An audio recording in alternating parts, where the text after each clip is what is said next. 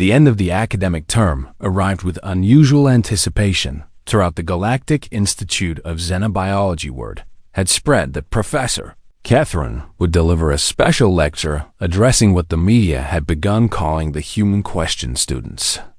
And faculty packed the largest auditorium on campus. Researchers traveled from distant worlds to witness what promised to be a historic moment in academic history. Even representatives from the Galactic Council sat in the back rows with their recording devices active. Professor Catherine stood backstage and felt his chromatophores cycling through nervous colors he could not control. For decades of teaching had not prepared him for what he was about to do. He was going to admit that he had been wrong publicly, and completely and without reservation was going to dismantle his own reputation in front of everyone who had ever respected him. A gentle hand touched his shoulder. He turned to find Yuna standing beside him with Jinho and Sajin close behind. "You do not have to do this," Yuna said softly. "The academic community will eventually accept the truth without your help." Seojin added, "Your career does not need to suffer for our sake." Jinho said. Catherine looked at these three remarkable beings who had every reason to want his humiliation. They had been dismissed as myths by his teachings. They had been called impossible by his research. They had been mocked in lectures that were still being taught on hundreds of worlds. And yet here they stood offering him a way out. A scientist who cannot admit error is not truly a scientist, Catherine said firmly. He is merely a believer in his own infallibility. He straightened his posture and let his chromatophores settle into calm blue. I have believed in my own infallibility for far too long. The human smiled at him with warmth that he was only beginning to understand. Then he walked onto the stage to face his destiny.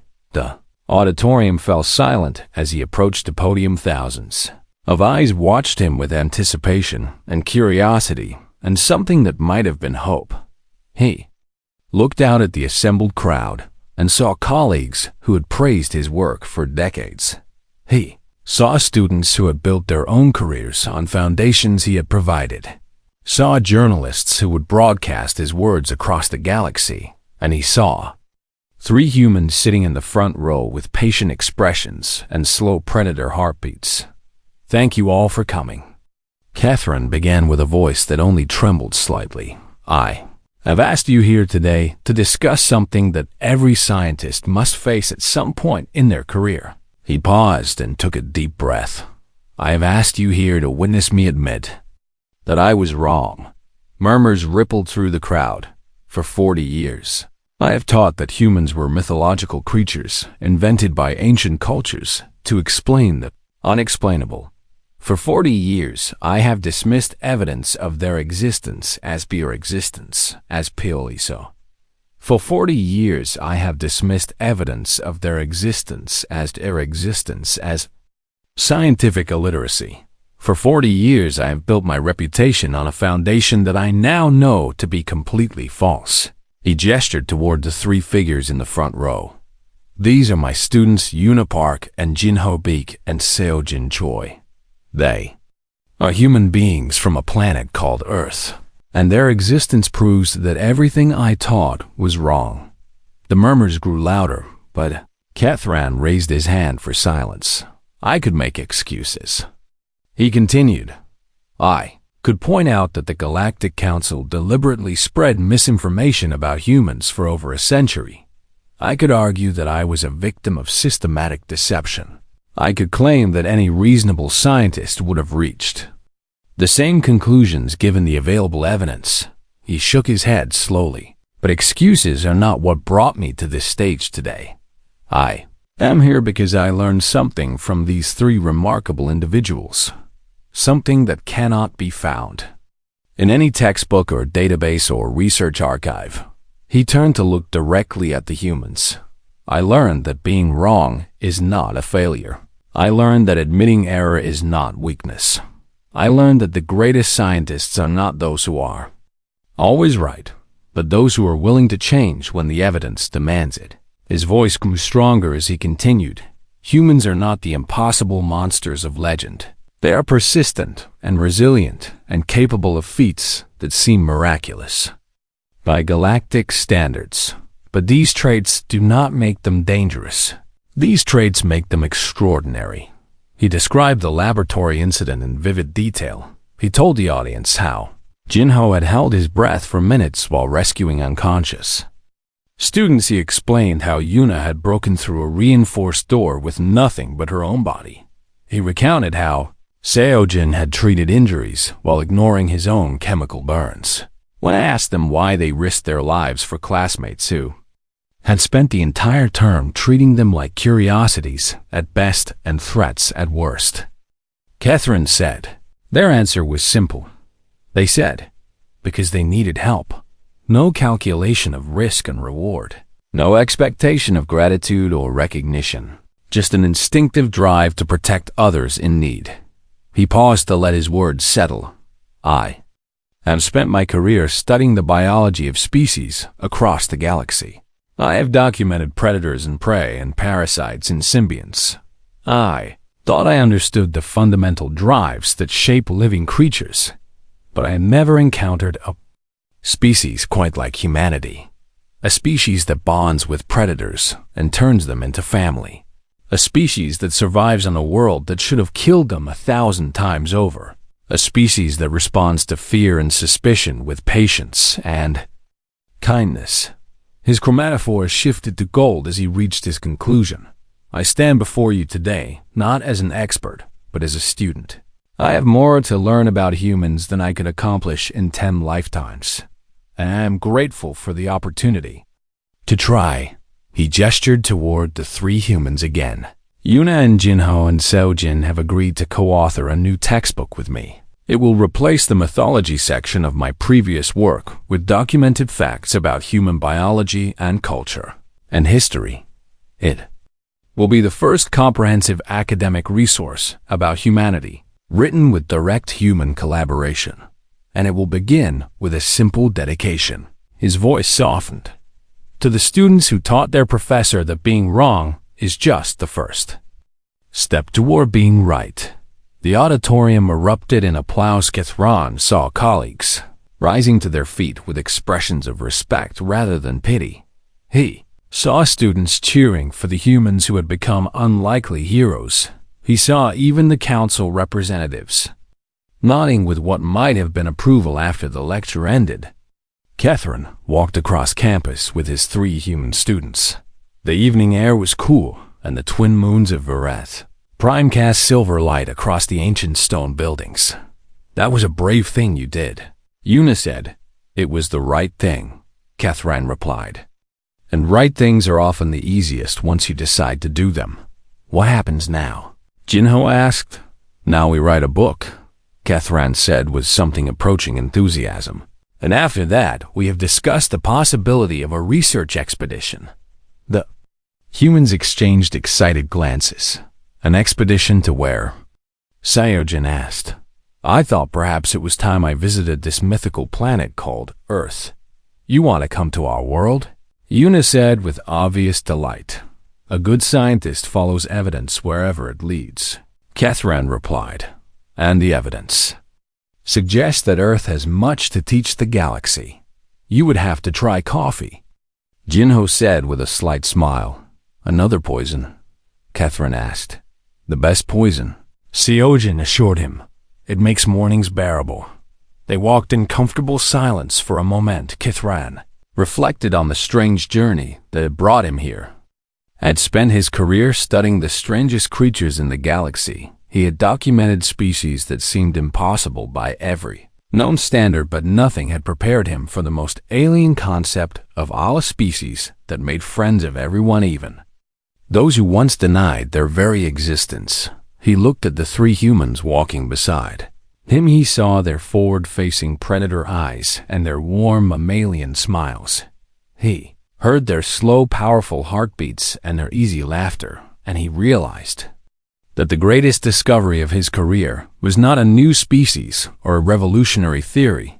It was simply this: the universe was stranger and more wonderful than he had ever imagined, and he was grateful to finally be learning that lesson. So tell me, More about this coffee," he said as they walked into the silver moonlight.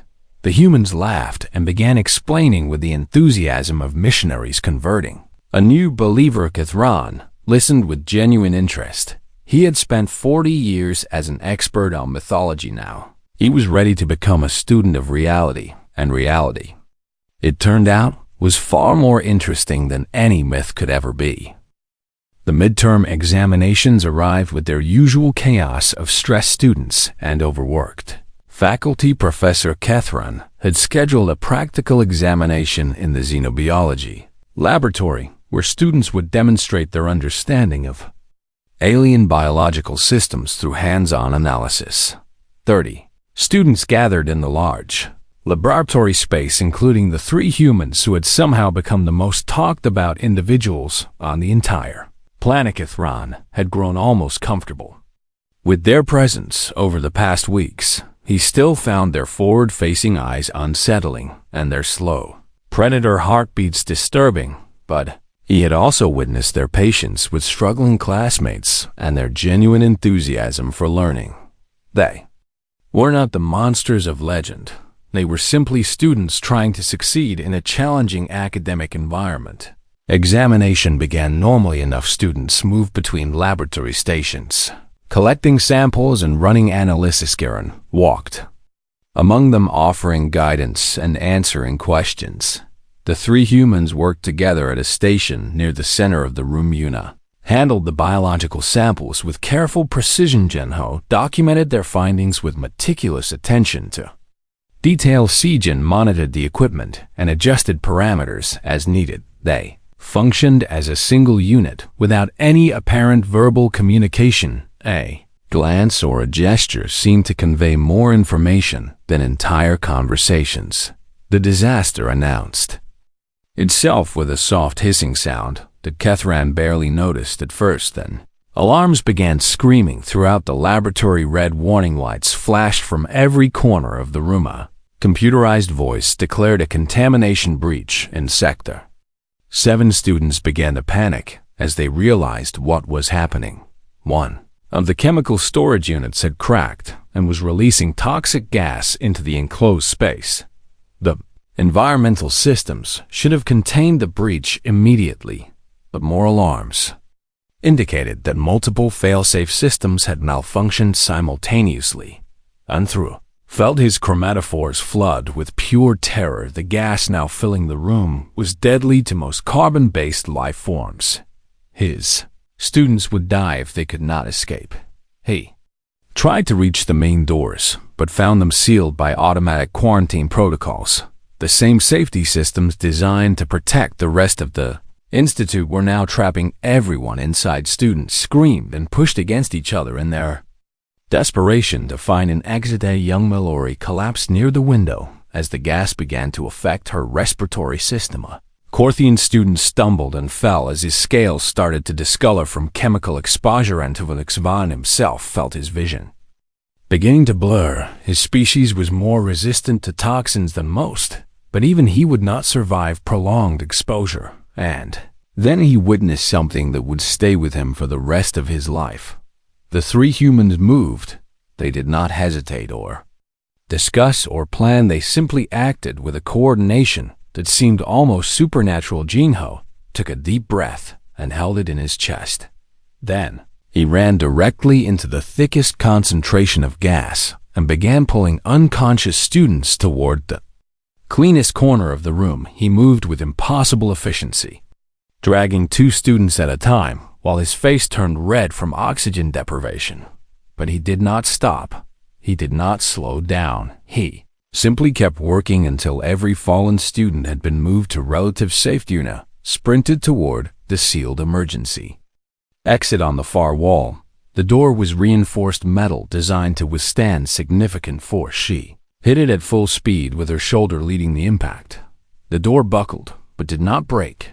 She stepped back and hit it again and again and again. On the 4th impact, the door frame cracked and twisted. On the 5th impact, the door flew off its hinges and crashed into the corridor. Beyond, fresh air began flooding into the laboratory. Through the opening she had created, Sijin dropped to his knees beside the injured students and began administering emergency medical care. His hands moved with steady precision despite the chaos around him. He assessed injuries and stabilized breathing and kept students alive through sheer force of competence.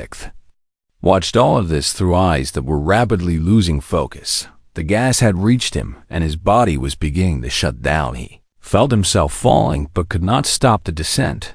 Then strong arms caught him before he hit the floor. Yuna lifted him as though he weighed nothing and carried him through the broken door into the corridor. Medical teams were already arriving in response to the alarms. Yuna set him down gently against the wall and immediately turned back toward the laboratory. There are still students inside. She called to the emergency responders. The gas concentration is lethal. One of them protested. Then we need to move faster. Yuna replied. She disappeared back into the toxic cloud without any protective equipment. Ithran watched through blurred vision as the three humans continued their rescue operation. They carried students out 2 at a time while emergency responders stood helplessly at the threshold. The medical teams had protocols and equipment requirements and risk assessments. The humans had only their bodies and their determination. Within minutes, every student had been evacuated from the laboratory. Jinho finally allowed himself to breathe again and immediately began coughing violently. Sejin's arms were covered in chemical burns from contact with contaminated students. Yuna's shoulder was clearly injured from breaking down the door. But they were all standing.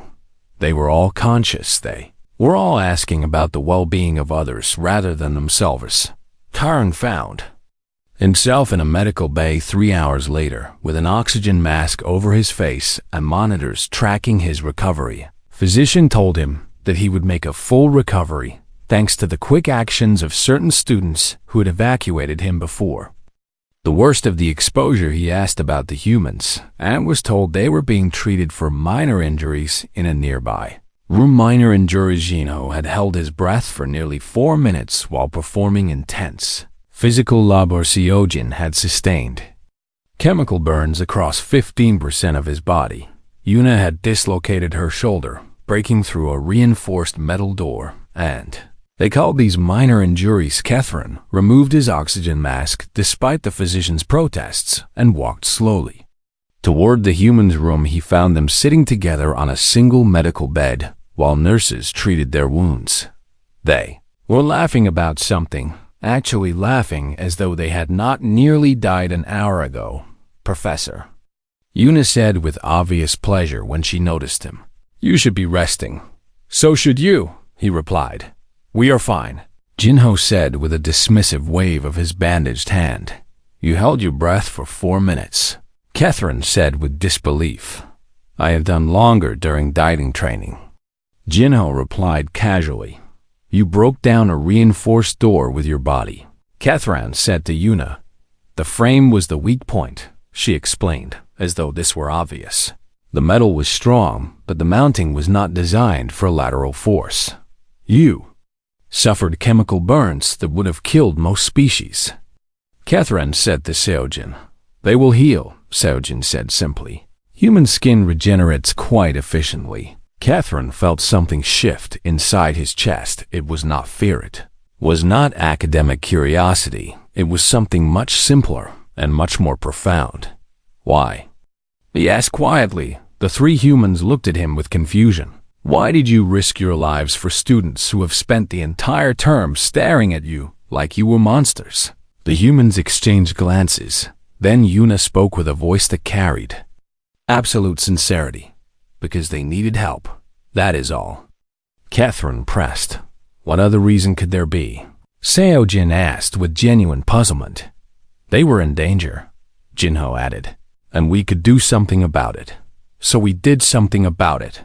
Yuna finished. Catherine stood in silence for a long moment. He thought about 40 years of teaching that humans were myths. He thought about lectures where he had called believers scientifically illiterate. He thought about the cosmic joke that had brought these 3 impossible creatures into his classroom, and he realized that the greatest myth about humans was not their strength or their endurance. was the assumption that such traits made them dangerous. These creatures were not monsters. They were protectors, and they protected everyone, even those who had denied their very existence. "Thank you," Catherine said finally. "For what?" Yuna asked. "For teaching me something I could never have learned from books." Seojin smiled that warm, predatory smile. "That is what students are for, Professor."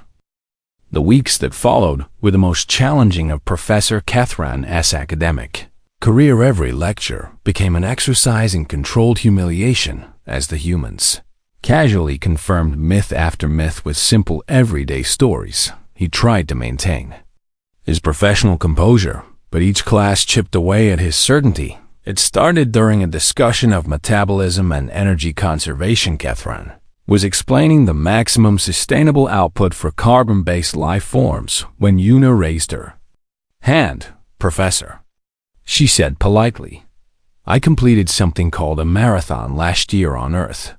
"A marathon," Catherine repeated with caution. "A foot race of approximately 42 kilometers. Yuna explained. "I finished in just under 4 hours." The classroom fell silent. A Mallory student named Thesa calculated quickly on her datapad. That would require sustained energy output far beyond theoretical limits. She said with disbelief, "Humans evolved as persistence hunters," Seojin added from his seat nearby. "Our ancestors would chase prey across vast distances until the animal collapsed from exhaustion. We are not the fastest runners," Jinho said with his characteristic quiet voice, "but we are among the most enduring. Our bodies regulate temperature through sweating," Yuna continued, "which allows us to keep moving while other creatures must stop to cool down." Catherine gripped the edge of his podium. Everything the humans described matched the ancient myths he had dismissed as impossible, and yet here they sat in his classroom, living proof that his entire career had been built on false assumptions. The revelations continued day after day. During a lecture on interspecies bonding, Jinho casually mentioned that his family had kept dogs for 6 generations. "We breed them for companionship now," he explained to the horrified students. "But originally, they helped our ancestors hunt and protected our camps from other predators. You domesticated apex predators," a Korthian student asked with his scales shifting to anxious patterns. "We became partners," Jinho corrected gently. "Wolves that worked with humans had access to more food and better shelter, and humans that worked with wolves had better protection and hunting success. Both species benefited," Yuna added, "and over thousands of years, the partnership became permanent. My sister has 3 cats," Seojin mentioned casually, "and those are descended from solitary ambush predators." The classroom erupted in shocked murmurs. "You bond with solitary predators as well?" Thesa asked with all her tentacles quivering. "Cats are excellent companions," Seojin said with a warm smile. "They are independent and affectionate in equal measure." Catherine dismissed the class early that day because he could not continue teaching with his chromatophores. Cycling through colors he could not control. He spent the evening in his private office, searching through medical databases for any explanation other than the obvious one. Perhaps the humans were genetically engineered constructs designed to fulfill the myths. Perhaps they were a different species entirely who had simply adopted human identity. Perhaps the Galactic Council had been deceived by an elaborate hoax, but every test result and every medical scan confirmed the same impossible truth. The humans were exactly what the legends described. They were persistence predators from a high-gravity death world. They bonded with carnivores and consumed poison and healed from wounds that should be fatal, and they had been living quietly in an obscure corner of the galaxy for their entire evolutionary history. The breaking point came during a practical examination on xenobiological responses to injury. A Mallory student accidentally cut herself on a piece of laboratory equipment, and Catherine paused the class while medical staff treated the wound. Such injuries are quite serious for the Mallory. he explained to the class. Their regenerative capabilities are limited, and infection is always a concern. Seojin raised his hand. May I share something relevant, Professor? Kethron nodded reluctantly, because refusing would only delay the inevitable Seojin. Rolled up his sleeve and revealed a long pale scar running from his elbow to his wrist. I received this when I was 12 years old. He said calmly. I fell from a tree and my arm was cut deeply on a broken branch. The students stared at the healed wound with fascination. The physicians closed the wound with stitches. Seojin continued, and within a few weeks the tissue had completely regenerated. Weeks? Thesa repeated with amazement. Human healing is remarkably efficient. Yuna explained.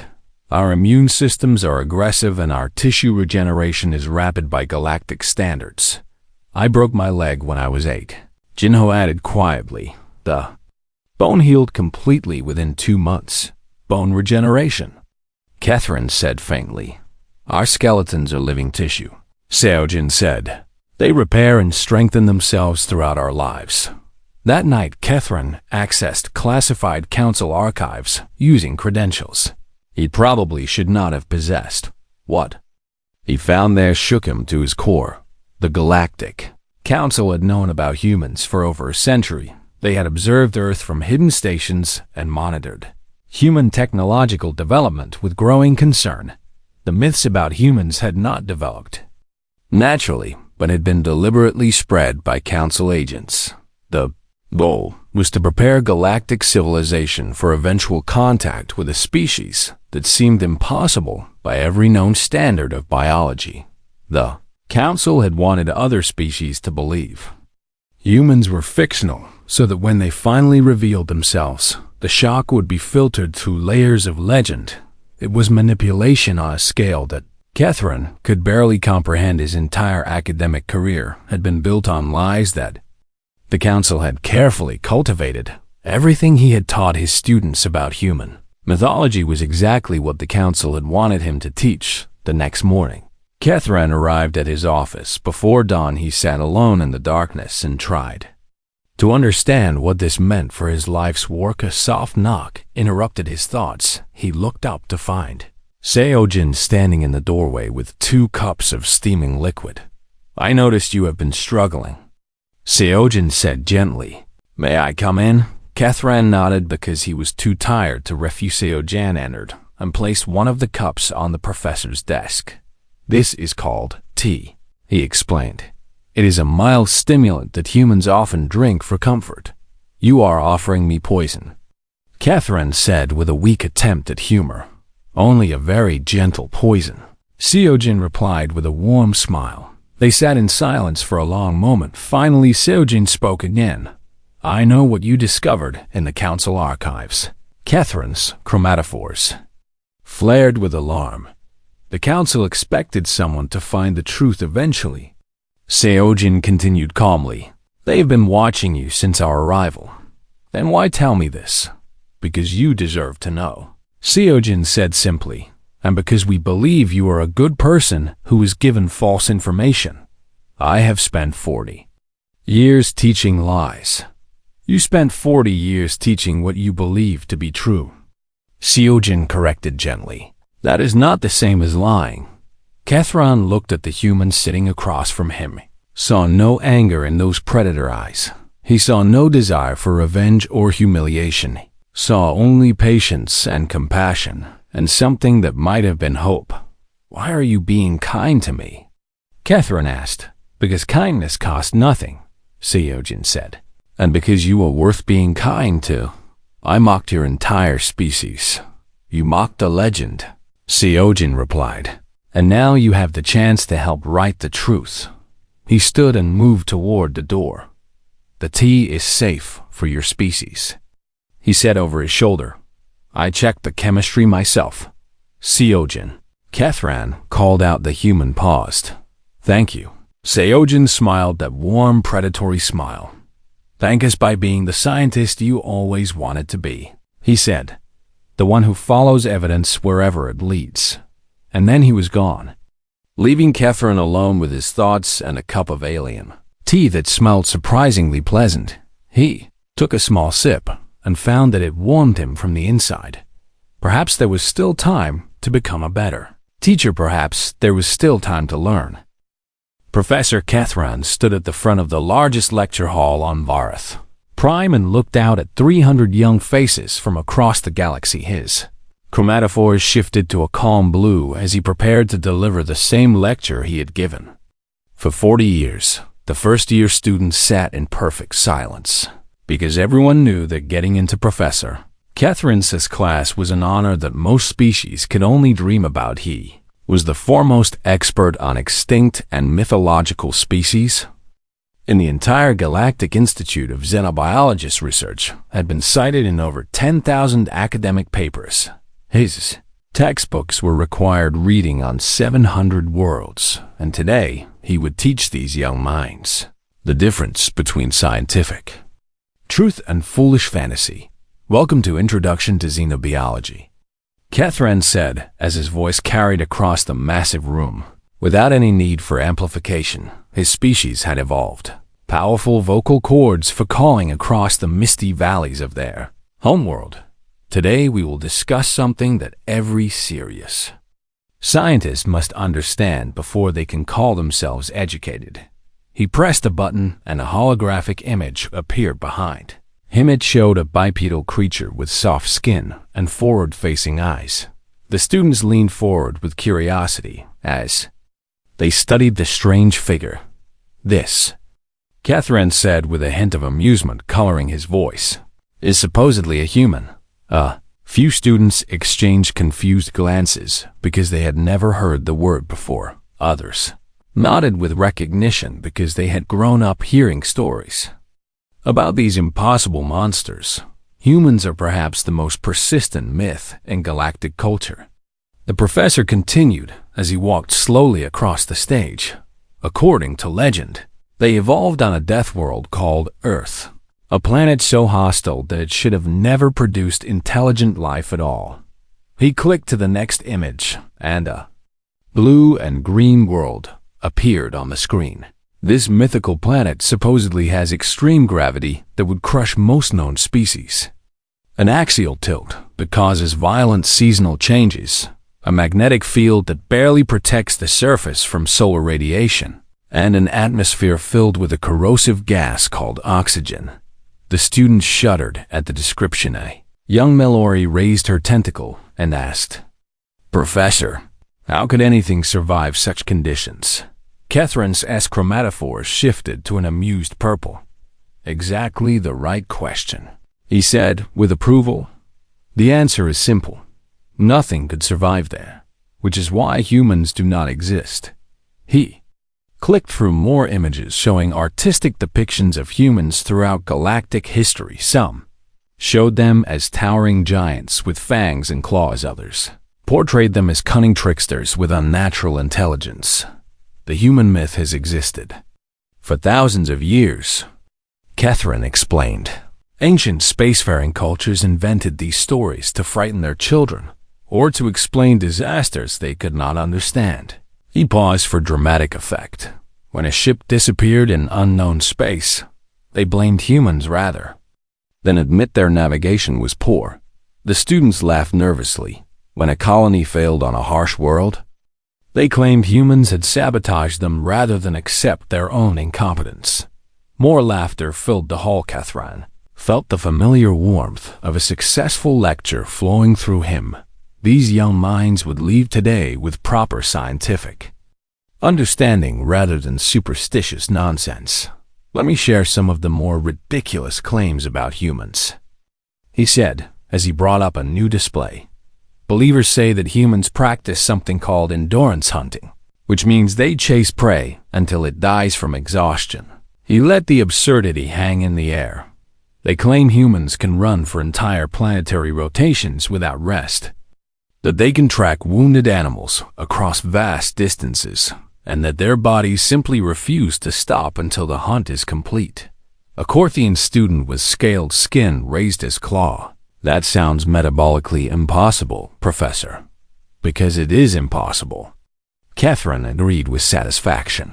The energy requirements alone would kill any known carbon-based life form within hours. He moved to the next point on his list. Believers also claim that humans form pack bonds with apex predators, that they took the most dangerous hunters on their world and turned them into loyal companions through nothing but patience and affection. The hall erupted in disbelieving laughter. The idea of bonding with a predator was so absurd that several students thought the professor must be joking. They supposedly did this with creatures called wolves, which were pack hunters with crushing jaws and razor teeth. Catherine shook his head slowly. Any species that attempted such foolishness would be eaten within the first generation. Yet believers expect us to accept that humans somehow survived this practice for thousands of years. He continued through his list with growing enthusiasm. Humans supposedly consume poison for pleasure, including a substance called capsaicin that causes burning pain in all known nerve systems.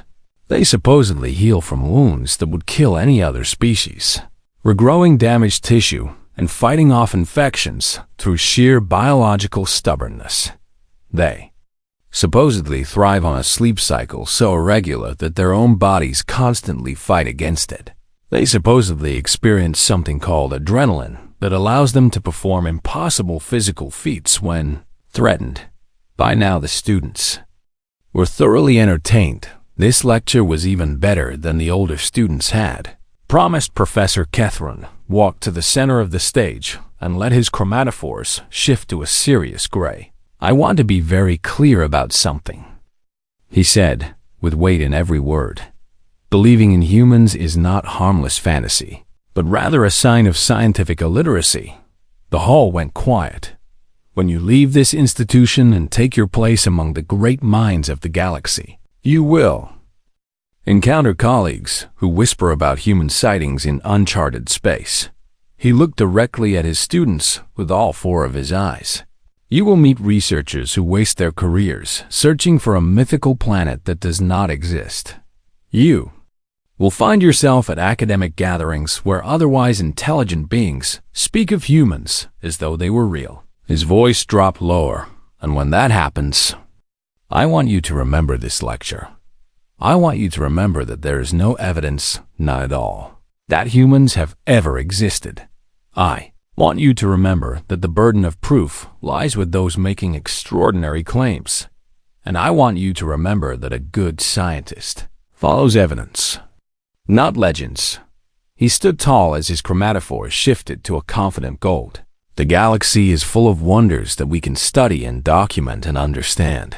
We do not need to invent impossible monsters when reality offers us so many genuine miracles."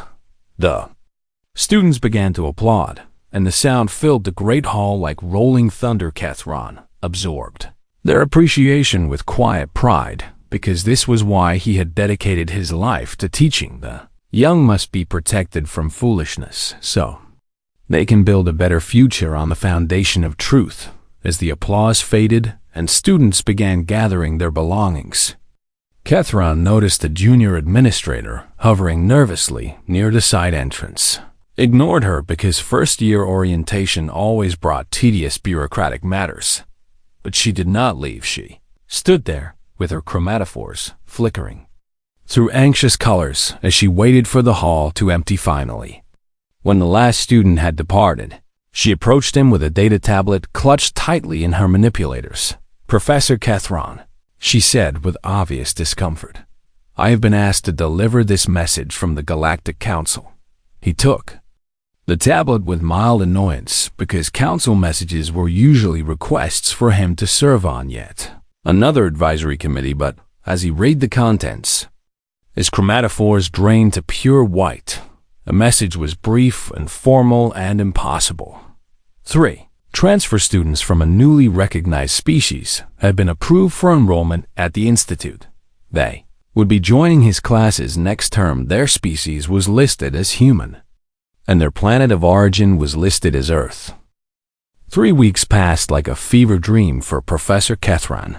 Had spent every night searching through classified databases and restricted archives looking for any evidence that the message was a hoax or a bureaucratic error, but every search led to the same conclusion. The Galactic Council had been observing a species called humans for decades. They had kept this information hidden from the general public until they were certain that contact could be managed safely, and now 3 of these supposedly mythical creatures were coming to his institution. Kithran walked through the corridors of the institute on the first day of the new term and noticed that something was different. Security officers stood at every intersection with their weapons-powered and ready. Administrative staff whispered in tight clusters before scattering when anyone approached. Students moved in nervous groups rather than walking alone as they usually did. The entire atmosphere of the institute had changed overnight, and everyone seemed to know something extraordinary was about to happen. Kethran told himself that he was not afraid. He was a scientist, and scientists did not fear the unknown, but rather studied it with calm detachment, whatever these supposed humans turned out to be. He would observe them with professional objectivity. He would document their biology and behavior and culture. He would publish papers that either confirmed or denied the ancient myths, and if they turned out to be frauds or genetic constructs or some elaborate deception, he would expose them for what they truly were. His confidence lasted until he turned the corner toward his advanced xenobiology classroom. 3 figures stood in the corridor outside his door. Were unlike any species in the galactic database. 2 of them were slightly shorter than average galactic height, while the third stood taller with broader shoulders.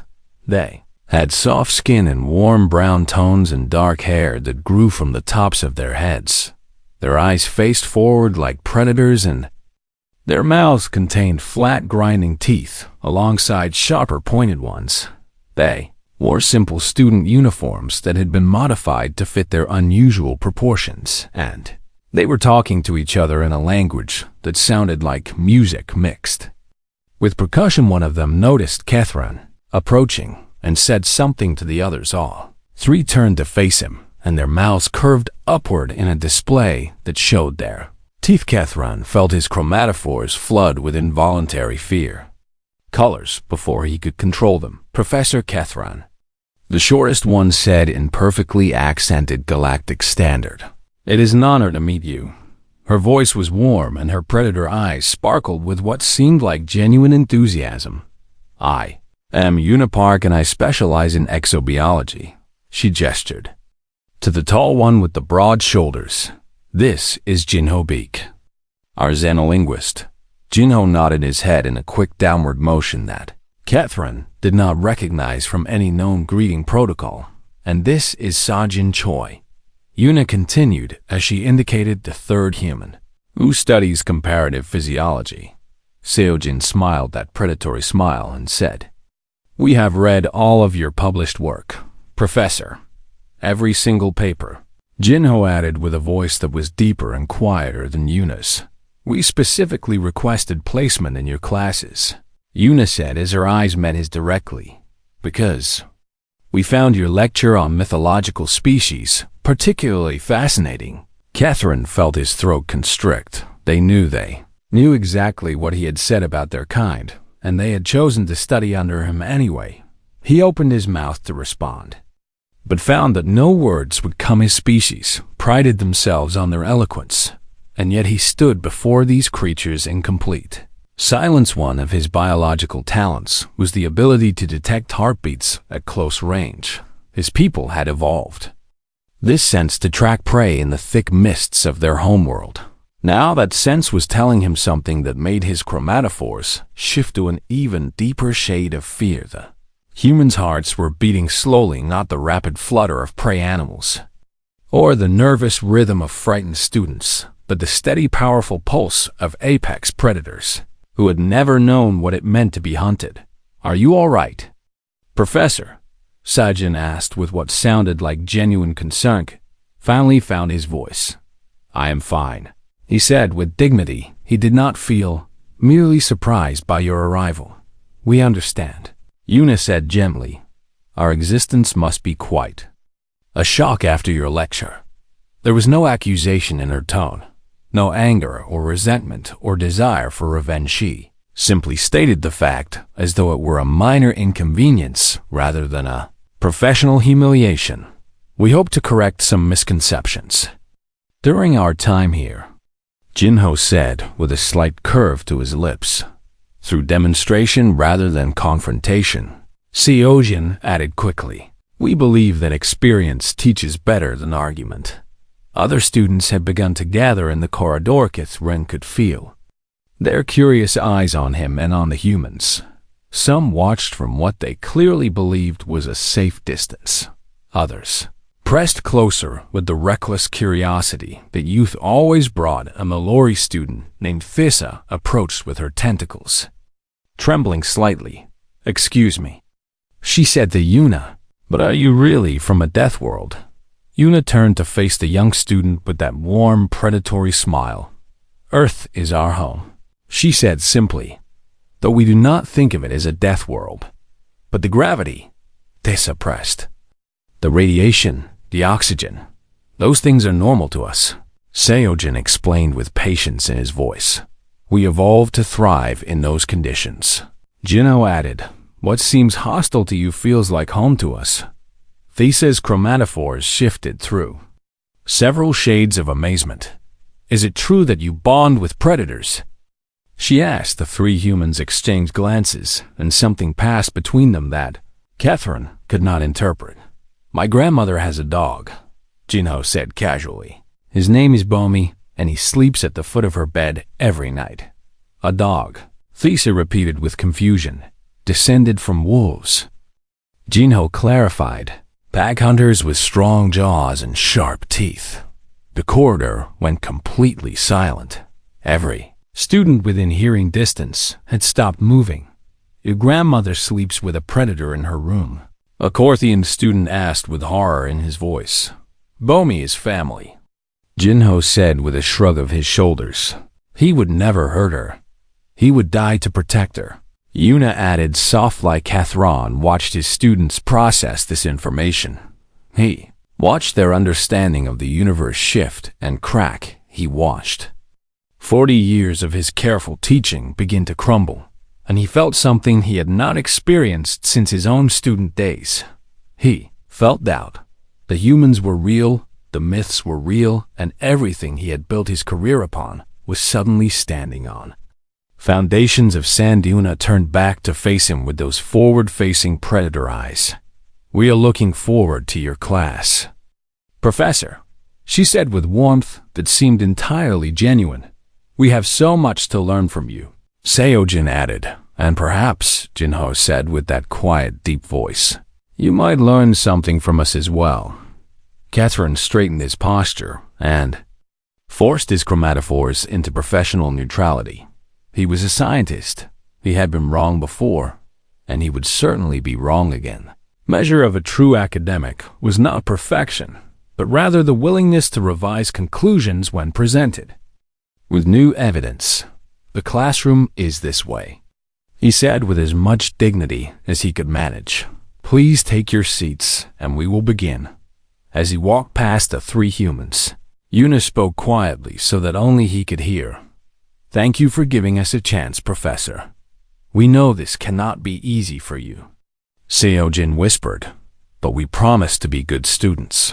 Jinho Catherine did not respond. He simply walked into his classroom and prepared to teach the most difficult lecture of his entire career behind him. Three humans followed with their slow predator heartbeats and their warm predator smiles, and nothing in the galaxy would ever be the same again.